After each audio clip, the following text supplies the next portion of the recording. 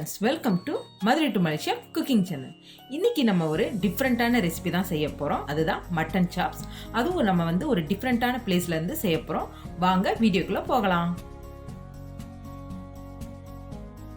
இப்போ நம்ம மட்டனை மேக்னேட் பண்ணிக்கலாம்.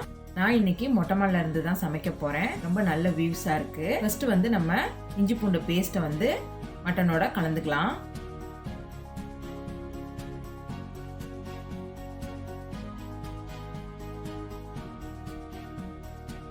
இப்போ 1 டேபிள் ஸ்பூன் அளவுக்கு மஞ்சள் சேர்த்துக்கலாம். சேர்த்துட்டு நல்லா மட்டனோட கலந்து விட்டுக்கலாம். மொட்டை மாடின்றதுனால நல்ல காத்தா இருக்குது.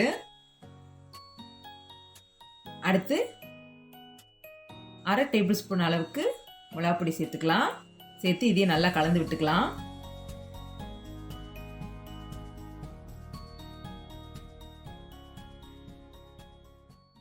இப்போ தேவையான அளவு உப்பு சேர்த்துக்கலாம்.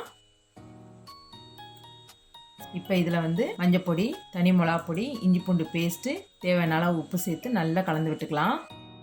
இப்போ இதை ஒரு 1/2 hour ஊற விட்டுறலாம். அதுக்கப்புறம் நம்ம சமைக்க ஆரம்பிக்கலாம்.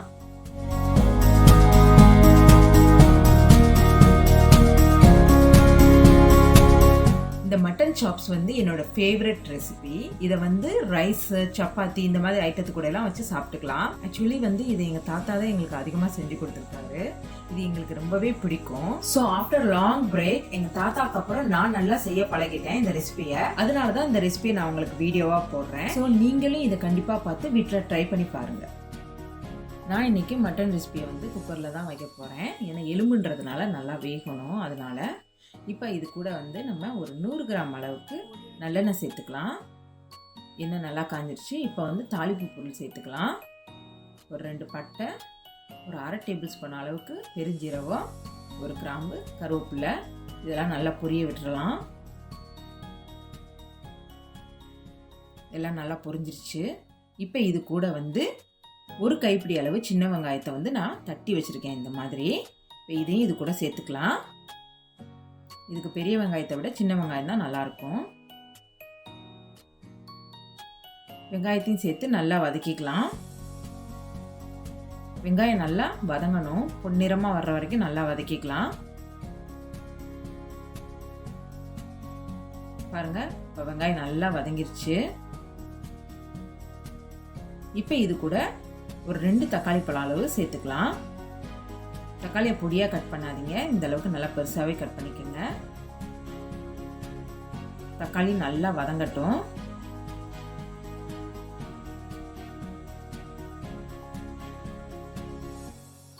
பாருங்க, வெங்காயம் தக்காளி எல்லாமே நல்லா வதங்கிருச்சு.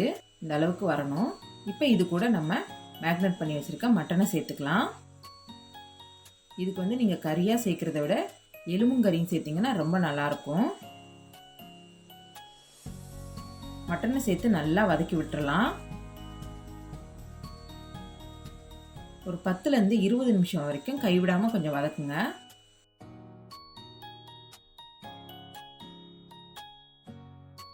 இப்போ இது கூட 2 டேபிள் ஸ்பூன் அளவுக்கு தனி மிளகாப்பொடி சேர்த்துக்கலாம். சேர்த்து விட்டு இதையும் நல்லா வதக்கிக்கலாம்.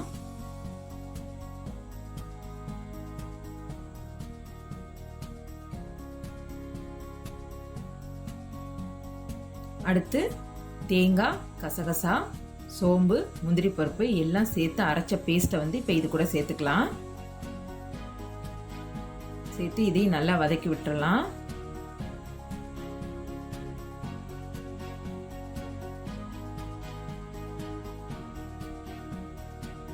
பாருங்க, இப்போ எல்லாத்தையும் நல்லா கலந்து விட்டாச்சு.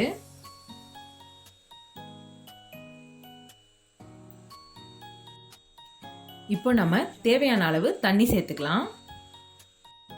தண்ணி சேர்த்து எல்லாத்தையும் நல்லா கலந்து விட்டுறலாம்.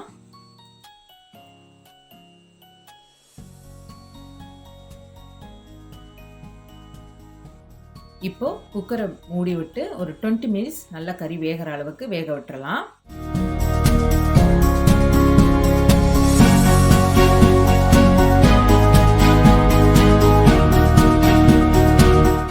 மினிட்ஸ் ஆச்சு. நம்ம குக்கரை ஓபன் பண்ணி பார்த்துடலாம். பாருங்க, கறி சூப்பரா வெந்துருச்சு. சூப்பரான மட்டன் சாப்ஸ் ரெடி ஆயிடுச்சு. இதை வந்து நீங்கள் ரைஸ், சப்பாத்தி, புரோட்டா இந்த மாதிரி எது கூட வேணாலும் வச்சு சாப்பிட்லாம். சூப்பராக இருக்கும். அவ்வளோதான் ஃப்ரெண்ட்ஸ், நம்மளோட மட்டன் சாப்ஸ் சூப்பராக ரெடி ஆயிருச்சு. ரொம்ப நல்ல ரெசிபி. நீங்களும் இதை வீட்டில் கண்டிப்பாக செஞ்சு பாருங்க. நான் உங்களை ஒரு சூப்பரான ரெசிபியில் சந்திக்கிறேன். அது வரைக்கும் மதுரை டு மலேசியாவின் ஆங்கில புத்தாண்டு நல்வாழ்த்துக்கள். நம்பிக்கையின் சுவை, நாவின் சுவை.